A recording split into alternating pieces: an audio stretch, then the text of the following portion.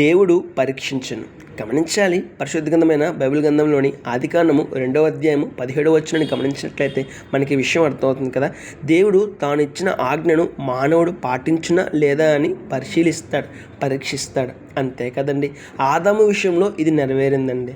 దేవుడు మంచి చెడుల తెలివినిచ్చు వృక్షం యొక్క పండును తినొద్దని మానవులకు ఆజ్ఞాపిస్తాడు.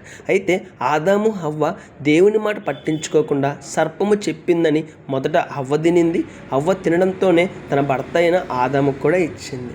అక్కడ కూడా ఆదాము ఆలోచించకుండా దేవుని మాటను పట్టించుకోకుండా సర్పము చెప్పిందని ఆ పండును తినేస్తాడు. ఇక్కడ దేవుడు పరీక్షించాడు ఆదాము పండును తింటాడా తినడా అని. అయితే ఆదాము దేవుని మాటను పట్టించుకోకుండా తాను నిర్ణయాన్ని తీసుకున్నాడు.